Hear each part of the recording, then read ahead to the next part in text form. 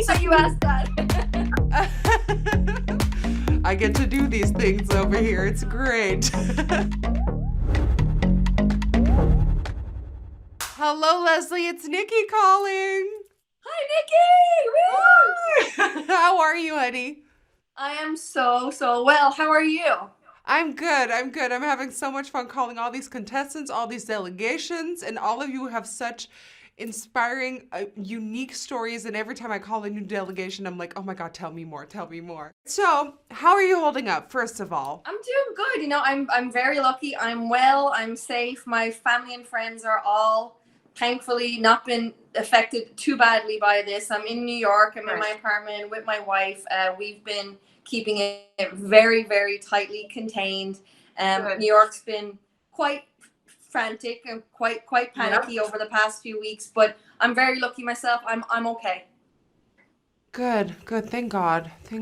So tell us a little bit about your song. It's the story of my life. The title kind of tells that it is about my life, but I wrote this more so, even though a lot of the lyrics are about my ups and downs and difficulties, I found that the song is really for everybody because everybody goes through ups and downs. Everybody told me that I'd never be someone I'm not, a puppet on a string. No, I'm not. And everybody said that I was always breaking rules. Why would I ever want to put myself inside a box? We get kicked around, we get knocked down, we get put in boxes. And this song is about stepping out of that and telling your story, speaking your truth, and dusting yourself off again and just kind of restarting and almost retelling your story. The story of my life, it's mine. I made it on my own. That's right. And now I sing, na na na na na. Hey, hey, hey. My life, it's mine. My life, it's mine. Was it scary for you to kind of give such a vulnerable place of you, such a huge stage to like show it to the world? Was that scary? I think putting any kind of art, and you probably relate to this, anytime you put yourself out there on any platform for people to judge you, it can be a lot, right? Like you think in your head you don't want to, you don't care what everybody says, and even says that in the song, but at the same time, it is art and you want people to like it and accept you. So I think for the Eurovision, having come from Ireland and it being such a part of our culture, having won it the most amount of times, we have a very big connection to the Eurovision. So I think I was slightly nervous that Ireland was taking a chance on me and on this song and allowing me to take Ireland in a little bit of a different direction musically. So it was slightly scary, but I think by the time I got into it and was doing the press and the promo for it, it became more and more comfortable. But then unfortunately, it was all gone. I know. And tell me a little bit more about that moment when you learned the news that got canceled this year. It was starting to look like that was going to happen. So we had a few days to kind of wrap our heads around it. But once I got the phone call, it was very upsetting. I was gutted. I'm not going to lie. It was very sad. But I know in the same time what the world is going through, like there was no other option. So I understand it. Sadly, we're not going to be able to see what you had planned for us.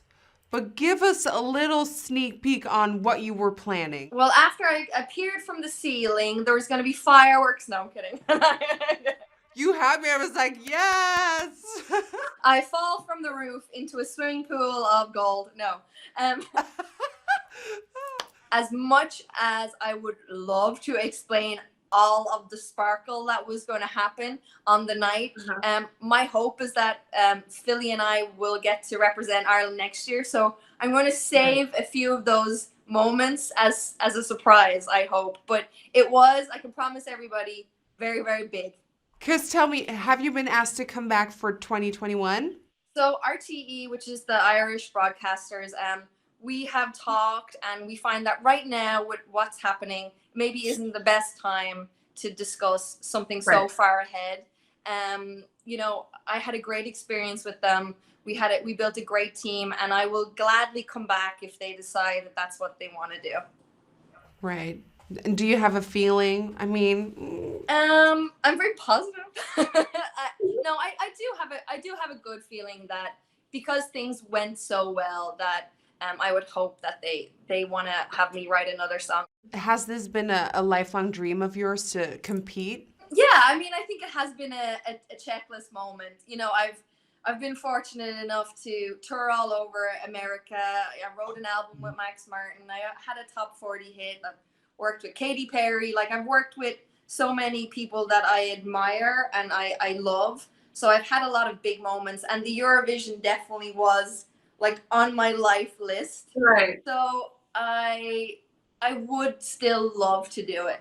What I still want to know from you is, because this is like the juicy part, who are some of your favorite countries this year?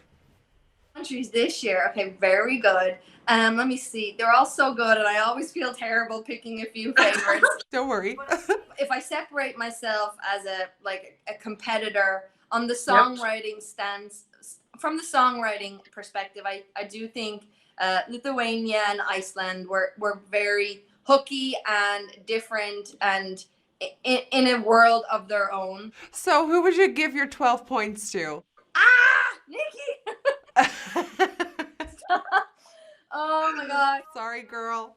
I mean, I would give it to Iceland for the songwriting and hookiness of that.